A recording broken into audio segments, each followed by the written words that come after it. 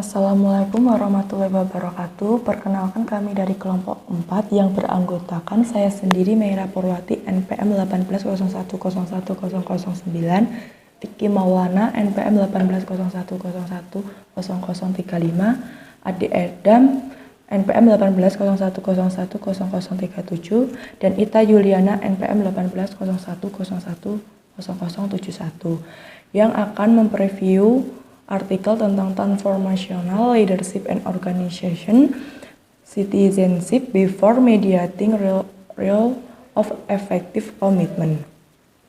Artikel yang pertama yang berjudul Transformational Leadership and Organizational Citizenship Before Mediating Rule of Effective Commitment. Jurnalnya yaitu International Journal of Sport, Science and Coaching tahun 2017. Penulis Lee Yin-Hoo, Woo Byun, dan Kim Hyuk-yum. Introduction. Pembinaan olahraga adalah pekerjaan yang menuntut yang memerlukan investasi penuh diri dalam berbagai tugas pekerjaan. Tugas-tugas ini tidak hanya mencakup aspek teknis pelatihan olahraga, misalnya merancang program pelatihan dan masalah yang berhubungan dengan kinerja atletik.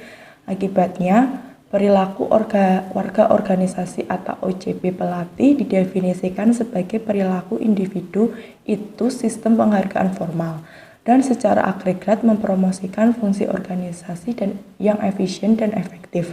Dapat menjadi aspek penting dan fungsi efektif Departemen Atletik dan Pembinaan yang sukses.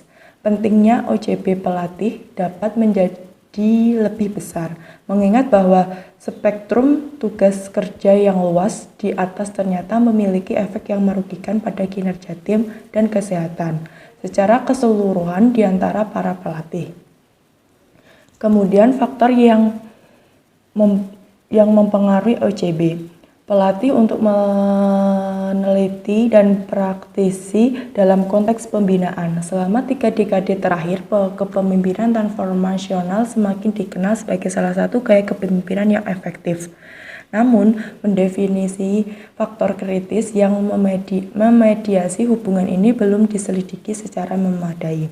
Secara bersama-sama, tujuan utama dari penelitian ini adalah untuk menguji hubungan antara gaya kepemimpinan transformasional direktur atletik, komitmen efektif pelatih kepala, dan OJB.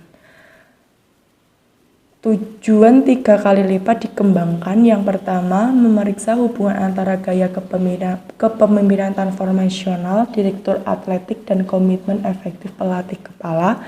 Yang kedua, memeriksa hubungan antara komitmen efektif pelatih kepala dan OJB. Dan yang ketiga, memeriksa permediasi dari komitmen efektif dalam hubungan kepemimpinan OJB transformasional. Yang selanjutnya, gaya kepemimpinan transformasional yang dapat didefinisikan sebagai proses yang mempengaruhi perubahan besar dalam sikap dan asumsi anggota organisasi dan membangun komitmen terhadap misi dan tujuan organisasi, yang berfokus pada hubungan pemimpin-pengikut melalui proses internalisasi. Artinya, pemimpin transformasional berusaha mengubah nilai tujuan dan tujuan pengikut.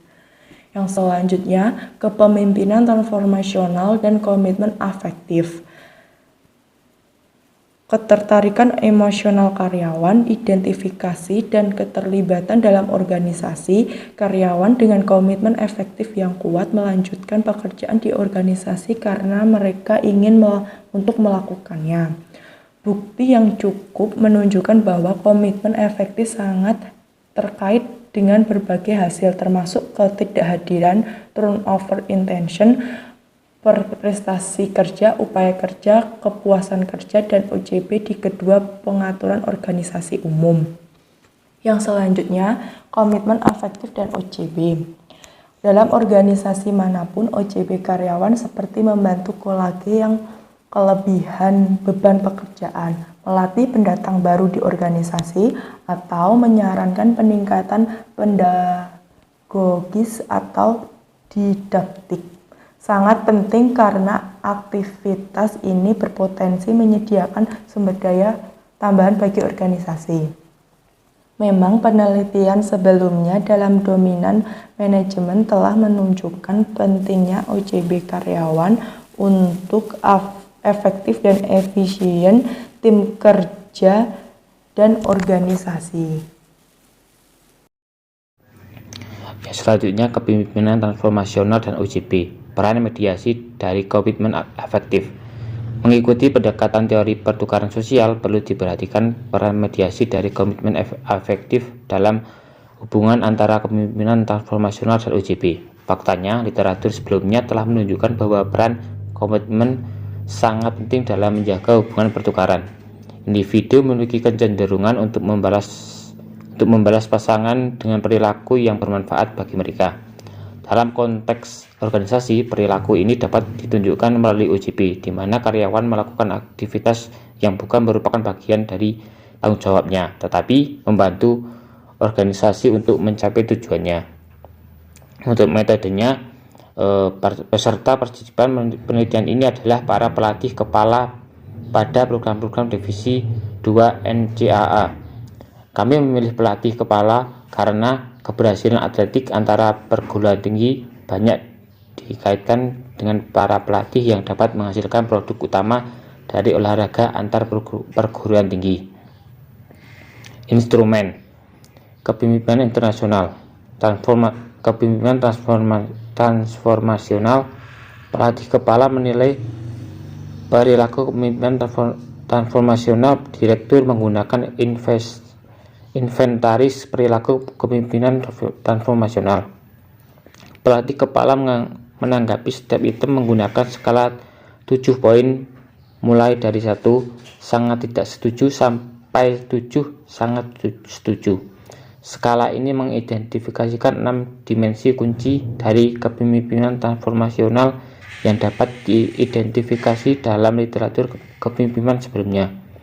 Dimensi tersebut adalah: yang pertama, mengartikulasi visi 5 item, mendorong tujuan kelompok bersama 4 item, kemudian menyediakan modal yang sesuai 3 item, ekspektasi tinggi pada kinerja pengikut 3 item, kemudian memberikan pertimbangan individu 4 item, dan stimulasi intelektual 3 item. Kemudian prosedurnya, setelah mendapatkan persetujuan dari Badan Peninjau Kelembagaan, kami menghubungi semua pembinaan divisi 2 melalui alamat email yang diperoleh dari situs web komersial. Keputusan untuk menggunakan survei online dibuat berdasarkan pada beberapa faktor, termasuk biaya administrasi yang rendah, kemudian perekrutan peserta, dan dampak lingkungan yang rendah. Desain instrumen mengikuti prinsip konstruksi survei web yang mengoptimalkan keuntungan survei online dan memberikan saran untuk minimalkan kesalahan pengukuran dan non-responsif. Persetujuan yang diinformasikan diperoleh saat peserta dimulai survei. Kemudian untuk hasil awal, untuk mengurangi efek bias yang terkait dengan variasi metode umum, kami menggunakan beberapa langkah prosedural dan statistik. Perhatian diberikan untuk membuat pemisahan proksimal antara variabel prediktor dan kriteria.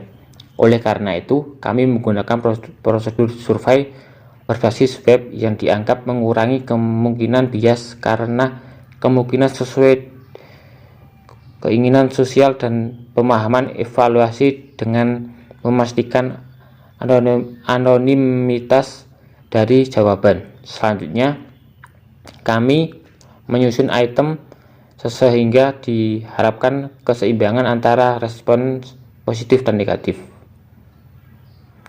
Kemudian metode pengukuran. Kami melakukan analisis faktor konfirmator menggunakan M+7.3. Kami pertama-tama mengevaluasi asumsi utama tentang data. Sampel yang tersedia dari 224 peserta lebih besar dari ukuran sampel minimum yang direkomendasikan, yaitu 200. Rasio khusus untuk variabel yang diamati adalah 7:1, yang memadai untuk CFA, mengingat bahwa koefisien reliabilitas dari konstruksi tinggi. Tidak ada pencilan yang terdeteksi dan memang ada. Kemudian modal struktural. Dari modal struktural menunjukkan sesuai modal dengan data sebagai berikut. Kemudian hasil menunjukkan bahwa posisi komitmen efektif secara aktif mempengaruhi perilaku kewarganegaraan organisasi.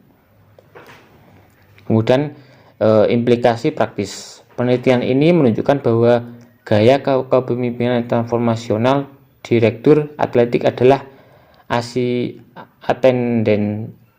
attention kepala yang merupakan elemen penting efektivitas organisasi. Dengan demikian, hasil penelitian ini memberikan wawasan tentang bagaimana direktur atletik dapat secara strategis meningkatkan OJB pelatih kepala mereka. Kemudian keterbatasan dan arah penelitian di masa depan. Penelitian ini memiliki beberapa keterbatasan yang perlu diperhatikan untuk penelitian selanjutnya. Yang pertama, penelitian bersifat cross-seleksional. Oleh karena itu, kami tidak dapat memeriksa hubungan sebab akibat atau efek jangka panjang. Dengan demikian, studi longitudinal atau eksperimental perlu dilakukan di masa mendatang. Yang kedua, karena penelitian ini didasarkan pada survei yang dilakukan sendiri, ada beberapa kemungkinan bias metode umum yang potensial. Skor tersebut mungkin dilebih-lebihkan atau diremehkan, atau orang selanjutnya dapat menerapkan pengamatan dari orang lain bersama dengan survei yang dikelola sendiri untuk memeriksa hubungan yang diajukan. Yang ketiga, meskipun studi ini berfokus pada komitmen efektif, selanjutnya sebagai mediator mungkin ada mekanisme lain yang menghubungkan kepemimpinan transformasional dan OJB. Akhirnya, penelitian ini menyarankan bahwa hubungan antara kepemimpinan transformasional dan komitmen efektif dapat dijelaskan dengan teori konsep diri. Inti dari teori ini adalah transformasional itu membantu karyawan terlibat dalam internalisasi nilai. Namun, penelitian ini tidak dapat diukur secara langsung variabel-variabel yang termasuk dalam proses motivasi. Oleh karena itu, sulit untuk menjalankan sepenuhnya proses motivasi yang dibalik tautan yang didukung. Studi masa depan harus menyelidiki proses motivasi aktual dalam hubungan antara kepemimpinan transformasional dan komitmen efektif.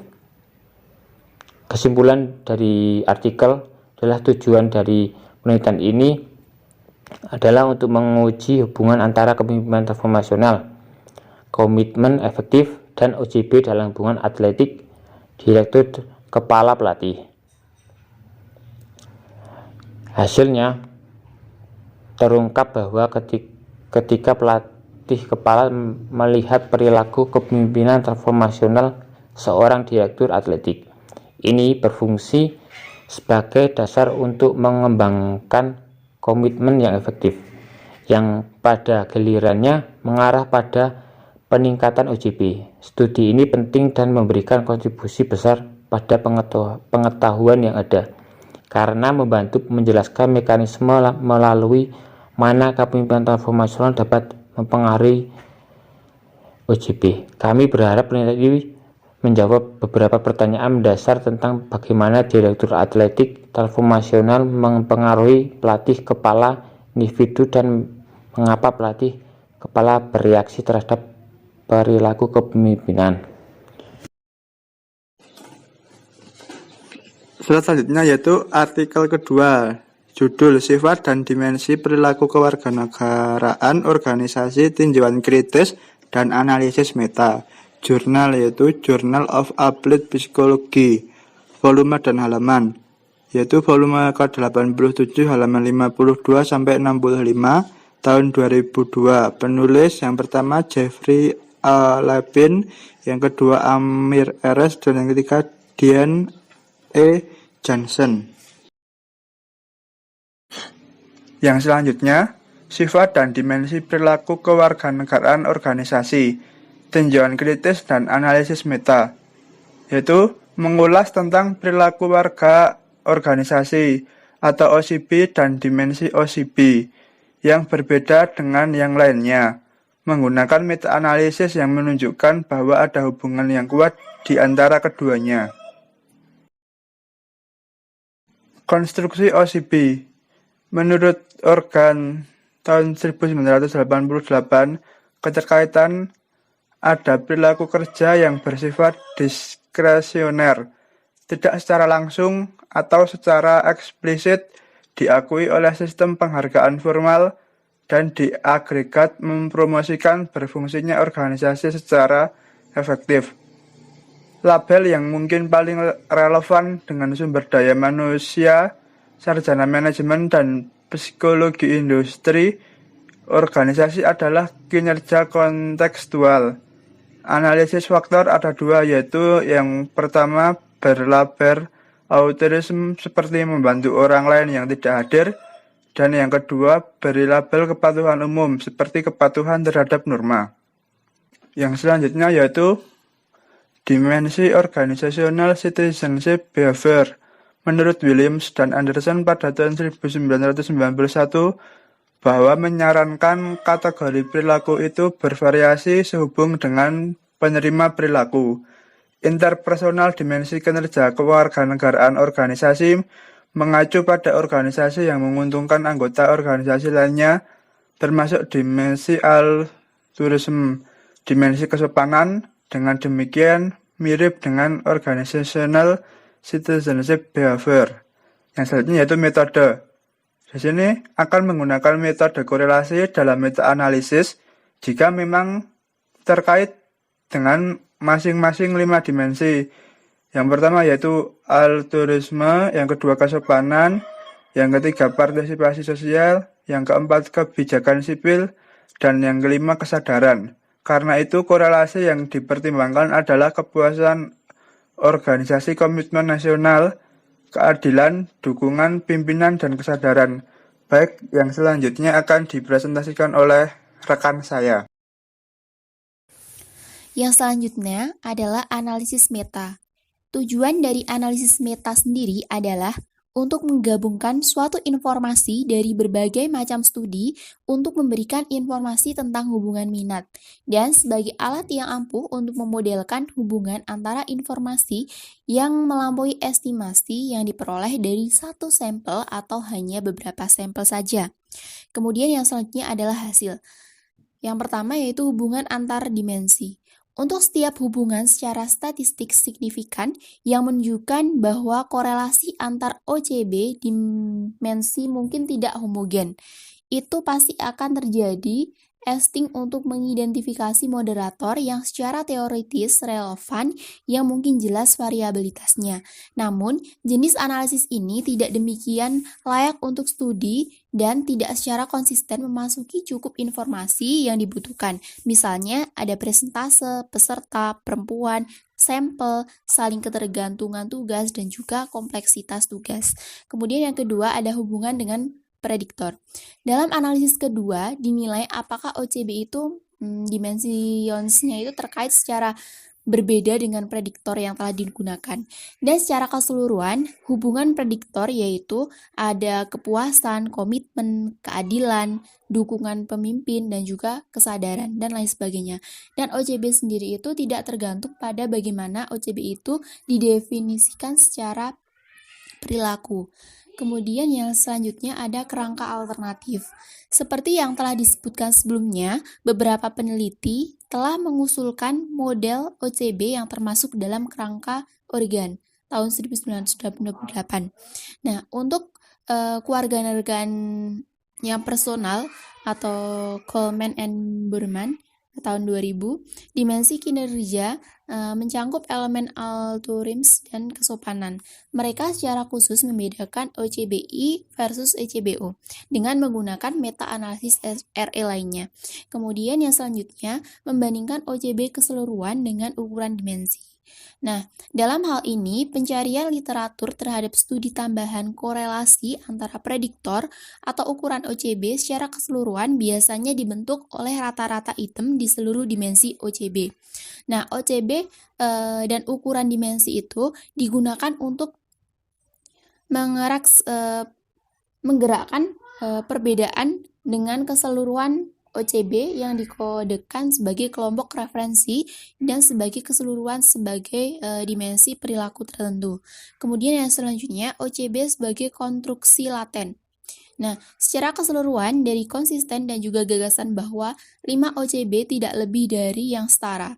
Nah, jenis analisis yang sama untuk menemukan perbedaan antara keseluruhan pengukuran OCB dan dimensi unik dilakukan di semua prediktor lain, yaitu ada kepuasan, keadilan, dukungan, pemimpin, dan juga hati nurani.